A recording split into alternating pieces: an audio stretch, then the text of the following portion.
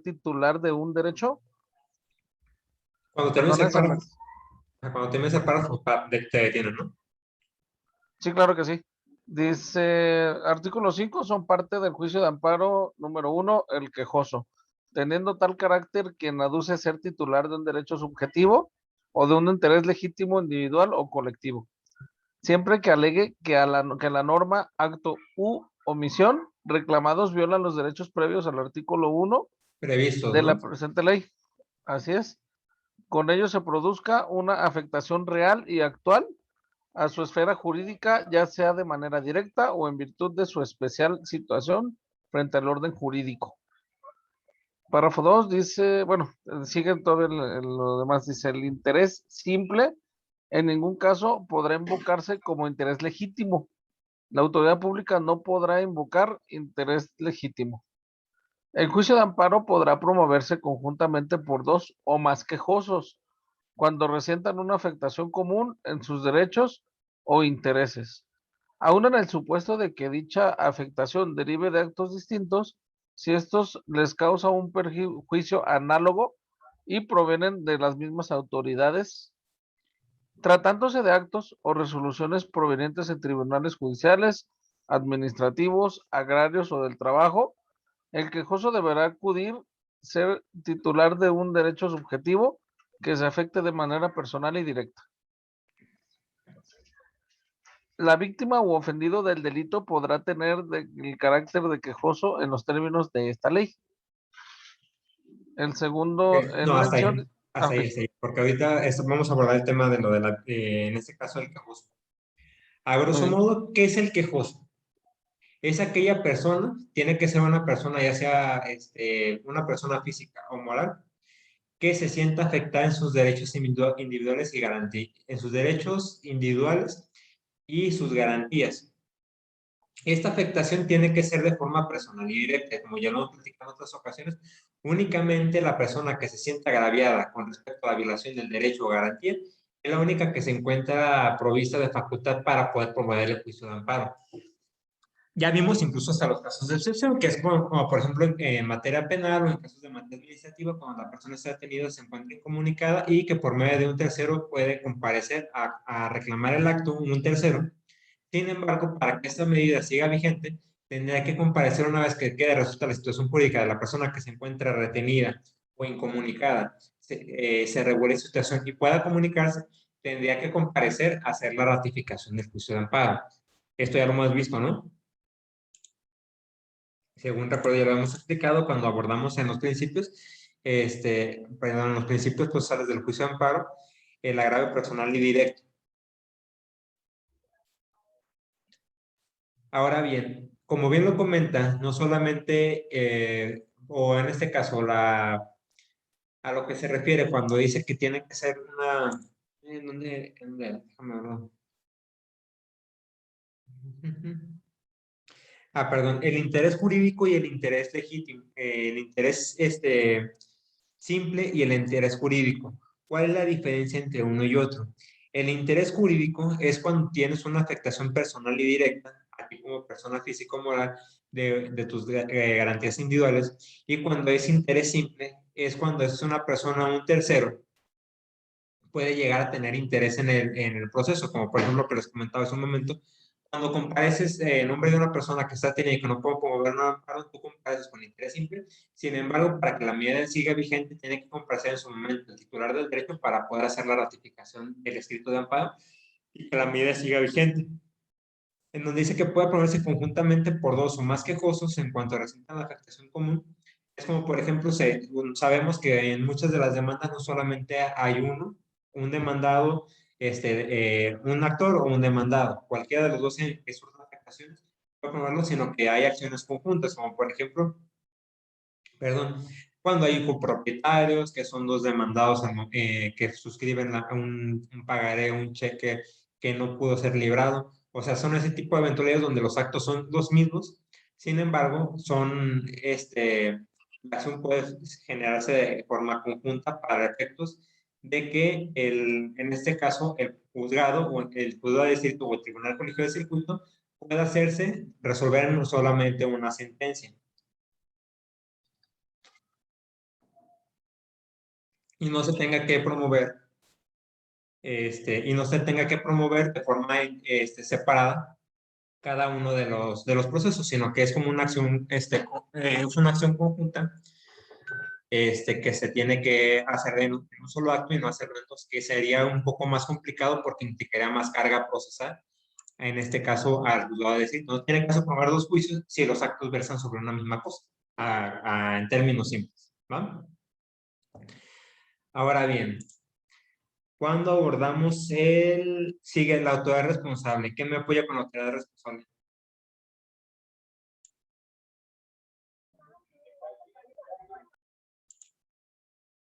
Andrea, Jocelyn, ¿alguna voluntaria? Ah, sí, nada más, profe, ¿es después del artículo 5? ¿O es que, sí? Es ahí mismo en el artículo 5, pero es la fracción segunda. La fracción Ahí primera voy. es en este caso, el quejoso, y la fracción segunda es la autoridad responsable. Aquí está. Dice, fracción 2, la autoridad responsable, teniendo tal carácter con independencia de su naturaleza formal, la que dicta, ordena, ejecuta o trata de ejecutar el acto que crea, modifica o extingue situaciones jurídicas en forma unilateral y obligatoria, u omita el acto que de realizarse crearía, modificaría o extinguiría dichas situaciones jurídicas. Para los efectos de esta ley, los particulares tendrán la calidad de autoridad responsable cuando realicen actos equivalentes a los de autoridad que afecten derechos en los términos de esta fracción y las cuyas funciones estén determinadas por una norma general. Ok, aquí hay dos situaciones muy particulares. Yo les había comentado en su momento que solamente las dependencias públicas ejercen actos de autoridad, ¿sí? Sin embargo, hay una situación particular. En el primer acto, un acto de autoridad, por ejemplo, ese que lo platicamos, de que lleguen y te pongan una infracción.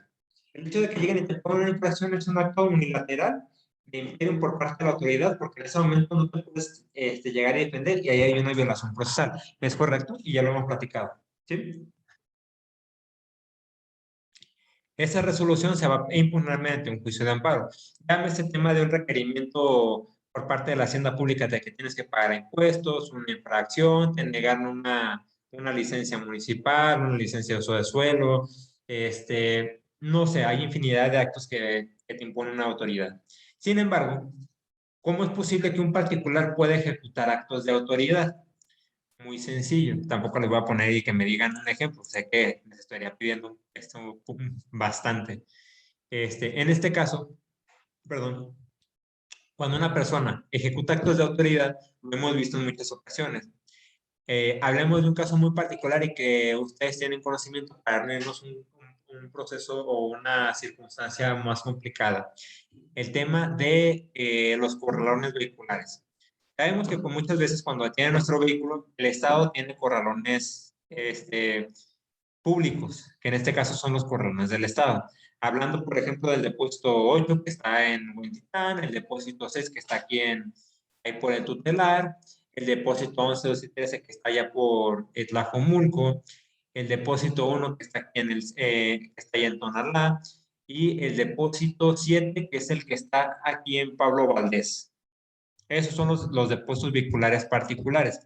Sin embargo, hay ocasiones en que el Estado no se da abasto para brindar el servicio y genera convenios con particulares, que en este caso, por ejemplo, ubican muchos corralones particulares que se encuentran, por ejemplo, en la carretera Chapala. Ahí hay varios corralones particulares, que son de las mismas empresas de grúas que tienen el espacio suficiente para almacenar vehículos. Ahí el Estado, cuando pasa un accidente, obviamente, y no tienen disponibilidad para mandar uno de los corralones públicos, lo mandan a un corralón particular. Entonces, el corralón particular está ejecutando actos de autoridad como si lo fuera, más sin embargo, no es autoridad. Tú, si promueves un amparo en contra del corralón, obviamente vas a señalar en este caso al corralón como autoridad responsable por no quererte, en este caso, hablando de un caso hipotético, no quererte devolver la unidad.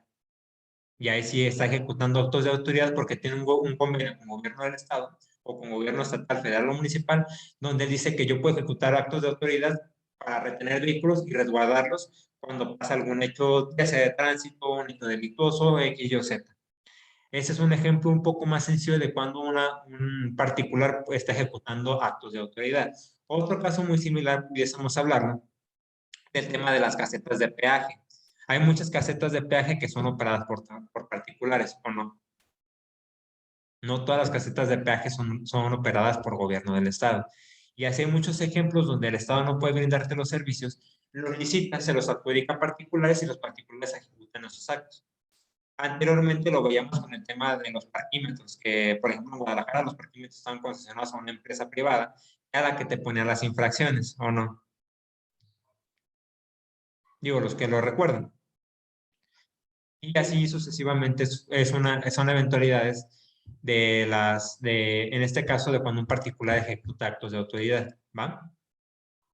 ¿Alguna duda? Creo que no, profe. Digo, ahorita lo estamos repasando y ya en la semana ustedes me van a desarrollar las unidades, ya las subí a la plataforma, ¿va? De todos modos, esto lo estoy haciendo para que lo vayan masticando en la semana y lo vayan elaborando. Luego entonces sigue el tercero perjudicado, que es el punto, la fracción tercera, si mal no recuerdo. ¿Quién me ayuda a leerlo?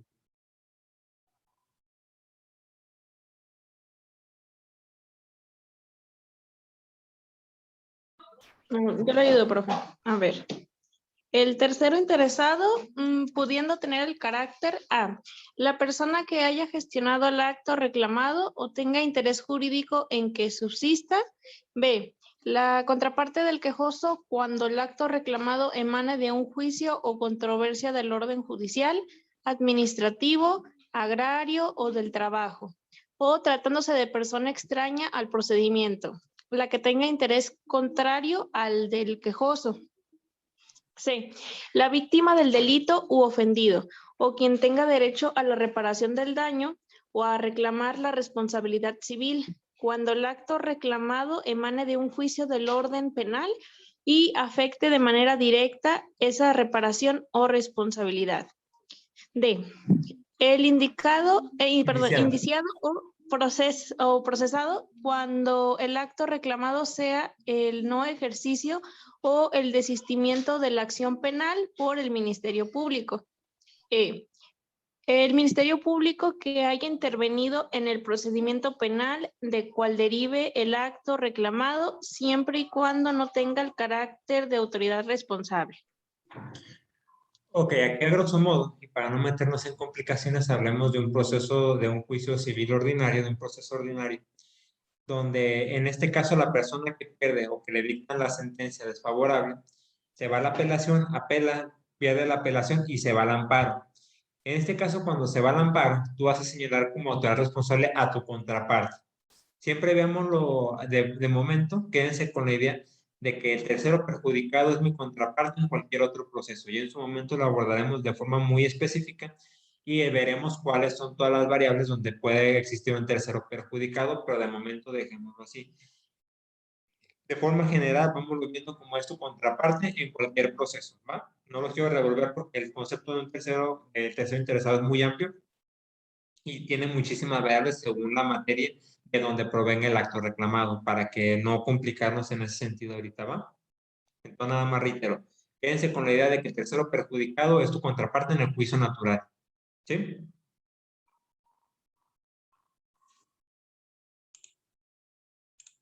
Sí. Me vemos, muchachos, yo sé que es sábado, andan crudos, desvelados, algunos hasta enfiestados. No, profe. Temprano, muchachos, relájense.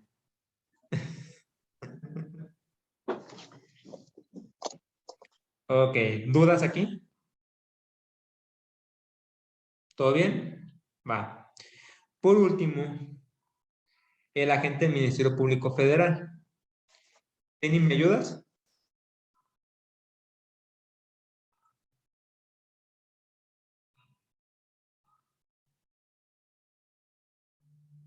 Perdón, profe. ¿Me ayudas a leer la fracción cuarta del artículo 5 de la Ley de Amparo? Profe, no lo descargué. ¿Cómo? Ahorita le ayudo. Perdón. No, igual lo leo yo porque veo que sigue estando un poco con problemitas y aparte 3 temas de conexión. Entonces, vamos abordando el punto, la fracción cuarta de la ley de amparo, del artículo 5 de la ley de amparo, donde menciona que la agente del Ministerio Público Federal en todos los juicios donde podrá interponer recursos. Sí. El Ministerio Público Federal en todos los juicios podrá interponer los recursos, que señala esta ley y los existentes en amparos penales cuando se reclamen resoluciones de tribunales locales, independientemente de las obligaciones que la misma ley le precisa para procurar la pronta y estricta administración de la justicia. Sin embargo, en amparos indirectos en materia civil mercantil y con exclusión de la materia familiar donde solo se afecten intereses particulares, el Ministerio Público Federal podrá intervenir, puede interponer, los recursos que esta ley señala solo cuando los quejosos hubieran impugnado la constitucionalidad de normas generales y este aspecto se aborde en la sentencia. El tema es muy sensible. La agente del Ministerio Público Federal regularmente comparece en todos los procesos de amparo para velar por la correcta aplicación o la interposición o la defensa de cualquier otra persona que pudiese tener en el juicio. Hablando, por ejemplo, en materia penal, en la que nos ocupa, cuando tú promueves un amparo, en este caso, por ejemplo, como vinculado, como procesado, el agente del Ministerio Público comparece para efectos de proteger o garantizar, más bien, de forma técnica estamos hablando de garantizar la correcta aplicación y que no se le vayan a violar derechos, en este caso a la víctima del delito. Es como comparece la agente del Ministerio Público, o en su defecto para ventilar con cualquier otro supuesto el correcto desarrollo del juicio de amparo únicamente en cuanto exista algún tema de por ejemplo, que una falsedad de declaración, alguna circunstancia anómala que se detecte en todo el juicio para que él pueda, es como una especie de supervisor interno del juicio de amparo, sin embargo, no interviene como tal de fondo, sino que es de forma en lo que él interviene. En su momento vamos a ver casos muy particulares. Ahorita no les quiero dar, tampoco en este caso, bombardear de información, porque es un poquito pesada esta figura de la agente del Ministerio Público ante los juicios de amparo. Entonces ahorita lo vamos a dejar en stand-by. A grosso modo, esta es la actividad que vamos a desarrollar durante la semana. Quise repasarla antes para irlas aclarando y no se vayan a ir con preceptos erróneos. Ya tienen el concepto de la ley de amparo. Entonces, como consecuencia de ello, adivinen qué. No van a utilizar los conceptos de la ley de amparo para el desarrollo de la actividad. ¿Va?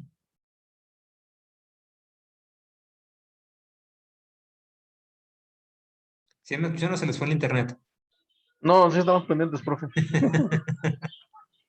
Pero ¿cómo? O sea, como ya explicamos en la ley de amparo los conceptos de la actividad que van a desarrollar durante la semana, que es la unidad 4, que la cargué, en lo subsecuente no la van a utilizar. O sea, tienen que buscar otra fuente de información que no sea la ley de amparo para realizar su actividad. ¿Va? Ok. Muy mal, profe. O sea, no tomar la definición de ahí mismo como lo estaba diciendo ahorita, pues, nada más. Buscar algún otro Ya la concepto. analizamos. Me interesa que Así busquen es. otras, que expandan un poquito más allá de su alcance. Ok. En lo subsecuente, cada que veamos temas por adelantados, como en este caso, y abordemos temas de la ley, ya ustedes no lo van a poder utilizar en clase. Así que ustedes en su momento me dicen, ¿qué? Mejor aguanta, profe, nosotros lo sacamos de aquí o lo abordamos directamente. Ya ustedes me van diciendo. ¿Va? ¿Dudas? ¿Quejas? No, ¿Sugerencias? no. No, entendido. Acá se me peló alguien. Jocelyn. Jocelyn. A él explica, ¿no? Igual ahorita subo el video, ¿vale? Ok. Sí, profe. ¿Algún otro tema, muchachos? Profe, Oigo. ¿puedo hablar con usted ahorita terminándose la clase? Sí, ¿me puedes marcar a mi teléfono? Y está muy ocupado. No, márcame. Ok, No, gracias. apenas voy a encargar de comer, así que no te preocupes. De hecho, Ok. ahorita siempre trato de tener tiempo libre entre 2:30 y 4, que es la hora que le corresponde a la clase, por cualquier cosa que se pueda extender la clase. Siempre lo tengo previsto para tenerlo libre, ¿no? Muy bien. Listo, muchachos. Si no hay nada más, cerramos la clase. Nos vemos la siguiente semana y pasen un excelente fin de semana. Cualquier cosa, quedo a sus órdenes. Tienen mi número de teléfono para cualquier cosa y quedo a sus órdenes, ¿vale? Bien, muchas gracias. Buen Sí, fin. profe, gracias. Nos vemos. Gracias, Excelente profe. día. Bye. Igualmente.